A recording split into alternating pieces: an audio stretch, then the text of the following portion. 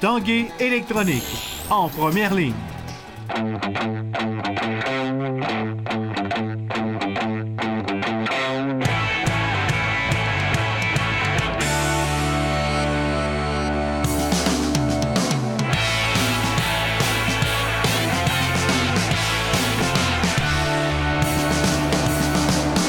À tous, un bon lundi, bon début de semaine, bienvenue à l'Esprit sportif. On reviendra dans l'émission aujourd'hui sur le succès du Bootcamp 2017, également sur l'effet Denis Shapovalov ici à Québec.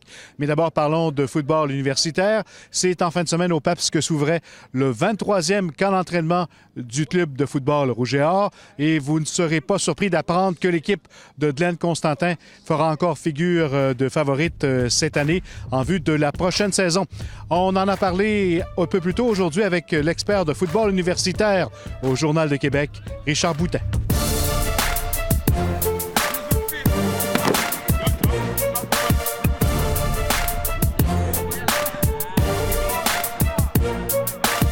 Richard Boutin, bienvenue à l'Esprit sportif. Merci, Carl. 23e camp d'entraînement du club de football Rouge et Or. Rouge et Or, champion défendant de la Coupe Vanier. En général, est-ce qu'on a encore l'équipe cette année pour aller jusqu'au bout? Encore une très bonne équipe. C'est très différent de l'an dernier où il y avait eu beaucoup de départs, puis il y avait beaucoup de questionnements au camp d'entraînement, pareille date l'an dernier, avec notamment plusieurs départs clés sur la ligne offensive. Cette année, c'est beaucoup plus stable. Le Rouge et Or met sur une équipe aguerrie cette année, tant en offensive qu'en défensive. Ou en défensive, peut-être c'est sur la tertiaire qu'il va y avoir quelques changements, qu'il y a quelques questions là. Le numéro 4, number 4, Hugo Richard! On a vraiment une équipe à maturité cette année avec un quart de quatrième année, Hugo Richard, qui a connu des séries incroyables l'an dernier, autant à la Coupe de Vanier qu'en demi-finale canadienne. Je pense que ça a été un gros boost de confiance pour lui, finalement, battre Montréal à la Coupe d'Antimont et de mener le Rouge et Or jusqu'au bout, parce que tu ne veux pas être identifié comme le quart arrière qui n'a jamais gagné la Coupe de Vanier à Laval. Donc, je pense qu'il va être beaucoup plus détendu cette année. Et devant lui, là. Un très bon groupe de receveurs. Il y a des très bons joueurs, des très bons receveurs qui ne seront pas habillés ici à Laval, qui seraient habillés ailleurs. Des vétérans, des gars, Étienne Moisan, des gars qu'on a moins vus l'an passé, mais Étienne Moisan, Marco Dubois, qui pourrait connaître des grosses saisons. Puis également avec des gars comme Tyrone Pierre et Jonathan Breton-Robert, qui a connu des séries incroyables après avoir mérité un poste de partant seulement en fin de saison. Marc-Antoine Pivin, un autre recrue qui a bien fait l'an dernier. Donc, un groupe de receveurs de premier plan. Au niveau du porteur de ballon, je pense qu'un gars comme Vincent-Henri Tardif, s'il demeure en santé, il y a une opération importante en fin de saison. Là, il est revenu à 100 %, mais s'il peut demeurer en santé, il va être un joueur dominant dans cette ligue-là.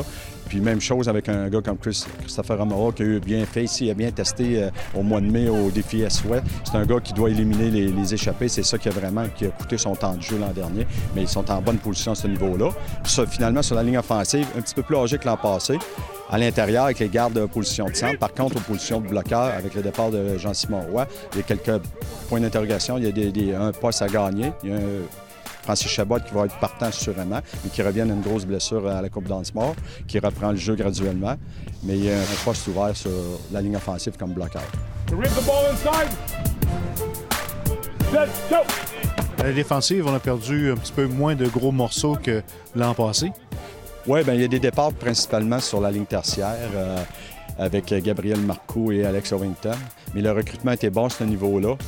Il y a des batailles, là, Zach Fitzgerald qui va se battre pour un poste de demi-coin partant du côté court, qui est une bonne addition. Le retour au jeu de Louis-Philippe Saint-Amand, qui a raté toute la dernière saison à cause d'une blessure à un pectoral. Ça va être un plus aussi. Adam Auclair, qui a été recrue de l'année l'an dernier au Québec, qui va être déplacé comme 6e demi-défensif. Et Marc Fortier veut grossir cette position-là. Ça va apporter quelques nouveaux visages sur la tertiaire.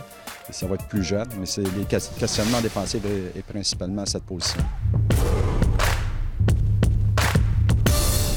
Au poste de botteur, on n'aura pas juste un botteur, 2 cette année? Oui, c'est une première, en tout cas, de mémoire. Oui, le recrutement de David Côté et puis Dominique Lévesque qui était déjà là avec deux botteurs. Puis je suis convaincu que les 2 botteurs vont être habillés aussi. Ils vont se diviser le travail. Ça se dessine un peu pour Dominique Lévesque qui s'occupe des dégagements, puis David Côté s'occupe des bottées de précision. Le Rouge et Or de l'Université Laval, champion de la Coupe d'Antimont. Ta prédiction en terminant pour la saison? Je pense que Laval part avec un petit avance, mais Montréal va avoir vraiment une bonne équipe. Puis encore, cette année, ils vont être dans une classe à part, les deux équipes au Québec. McGill va être un petit peu plus vieux, je pense qu'ils vont être plus compétitifs. Sherbrooke a une nouvelle énergie avec l'entrée en scène d'un nouvel entraîneur-chef. Donc, Montréal et Laval, aucun doute, dans une classe à part au Québec. Après la pause, on parle hockey et du bootcamp.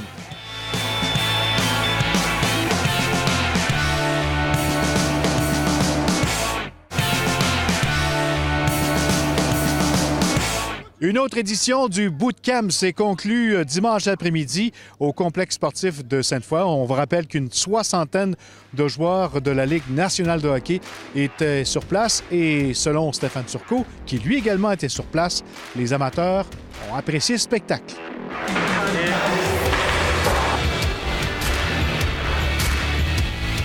Un autre succès, cette 6e édition du Bootcamp qui a comblé les nombreux amateurs. On parle de plus de 3000 amateurs qui sont passés ici au complexe sportif de Sainte-Foy durant le week-end. Et les jeunes affichaient les couleurs de leur club préféré, que ce soit les Bruins de Boston, les Canadiens de Montréal, les Canucks de Vancouver, peut-être la relève des jumeaux Sedin.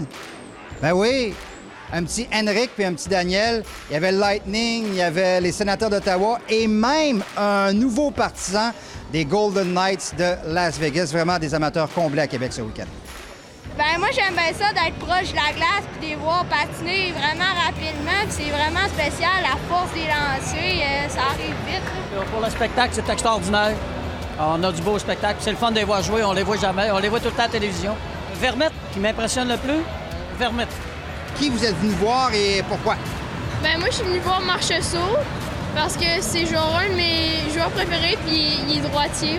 Les amateurs comblés et les organisateurs également comblés. D'ailleurs, on s'est amusé ce week-end à calculer la masse salariale des joueurs qu'il y avait sur la patinoire ici à Sainte-Foy et ça nous donnait un montant d'environ 74 millions de dollars. Et peut-être que l'an prochain, on pourra attirer encore de plus grosses pointures, de plus gros salariés parce qu'il faut savoir que Malcolm Subban, qui appartient à l'organisation des Bruins de Boston, c'est le frère évidemment de Piquet, qui pourra attirer son plus grand frère. Et on parle également que le numéro 87 des Penguins de Pittsburgh serait peut-être intéressé de venir ici au bootcamp. Malcolm, il trippe. C'est sûr que Piquet va être très au courant du bootcamp parce que son frère va l'avoir vécu. Puis on a même un Crosby qui connaît très bien le bootcamp. Il sait c'est quoi le bootcamp. On avait quelqu'un de l'organisation avec lui cette semaine à Rimouski. Puis il a regardé la liste des joueurs sur le site Internet du bootcamp, Crosby. Ça l'intéresse. Je te dis pas qu'il va être là l'année prochaine, mais il le connaît. Et tout. C'est pas utopique de penser ça. Là. Je veux dire, on est proche de ça. Là. Et parmi les joueurs présents au bootcamp, on retrouvait sur la glace le Beauceron Thomas Chabot qui cogne à la porte de la Ligue nationale de hockey après une saison junior exceptionnelle. Meilleur défenseur de la LHJMQ. Chabot score! Meilleur défenseur du hockey junior canadien. Joueur par excellence du dernier championnat mondial junior. Thomas Chabot a collectionné les titres individuels à sa dernière année junior et se sent prêt à passer à l'autre niveau, à la Ligue nationale de hockey. Oui, c'est certain que je me sens prêt. Je pense qu'avec l'expérience que j'ai acquise cette année, je pense que le monde a souvent douté que je n'étais pas un défenseur qui était nécessairement complet. Puis je pense que c'est là-dessus que je me suis beaucoup concentré cette année. Surtout qu'il a connu l'ivresse de la Ligue nationale la saison passée en jouant un match avec les Sénateurs. Un seul match, vous me direz, mais c'est suffisant pour être enivré.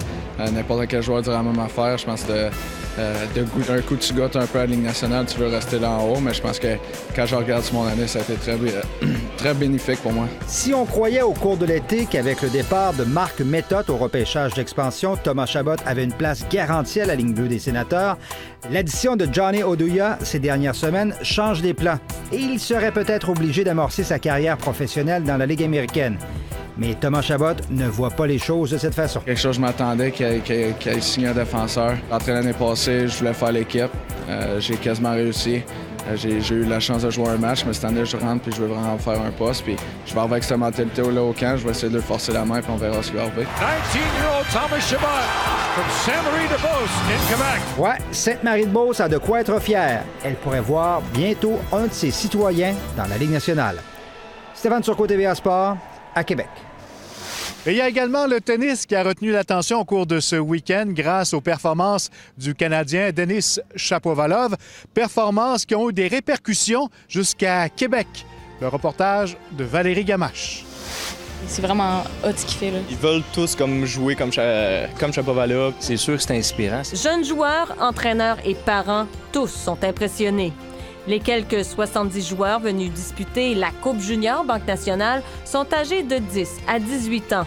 Ils sont tous inspirés par le style de Shapovalov, mais surtout par sa persévérance. Il est régulier, il court beaucoup, il est fort en endurance. Sa persévérance beaucoup parce que même s'il perd le premier set 6-0, il va quand même forcer et essayer de gagner le deuxième. On dirait qu'il est tout le temps un deuxième souffle, il pousse dans ses réserves. Let's go, Alexis! Stressé? Non, ça va bien jusqu'à maintenant. Les parents d'Alexis, qui suivent attentivement le match de leur fils, tentent un instant de se mettre dans la peau des parents de Shapovalov. Bien, je pense qu'il y a un peu de stress, mais à son niveau, ce qu'il a fait cette semaine, c'est absolument extraordinaire. Donc, peu importe ce qui arrive, à mon avis, le travail a été accompli. Et des performances comme celle-là, ça crée toujours de l'engouement pour le sport. Les membres, nous, à Rivière-du-Loup, ils me parlent de Shapovalov, ils veulent se développer un revers à une main, ils me demandent des trucs par rapport à ça, donc il y a vraiment un engouement par rapport à ça. Déjà eu sa signature. Une idole dont les exploits sont une source de motivation pour les matchs que dispute Joey cette fin de semaine. J'ai perdu le premier, mais j'essaie de m'en remettre pour le deuxième. T'essayes de reprendre l'attitude de Shapovalov. Oui. Pour Joey, tous les espoirs sont permis. Après tout, Shapovalov a presque son âge sur ces images de la Coupe Roger en 2008. Le jeune garçon à la casquette rouge et aux cheveux blonds était alors chasseur de balles pour l'actuel numéro 2 mondial, Rafael Nadal, qui l'a défait en 3e ronde de ce même tournoi cette semaine, 9 ans plus tard. Valérie Gamache, TVA Nouvelles, Québec. En terminant, on vous rappelle que le Rouge et Or Football disputera son match pré-saison. C'est samedi à compter 13h contre l'Université de Carleton. Voilà qui complète l'Esprit sportif pour aujourd'hui. À demain. Bye-bye.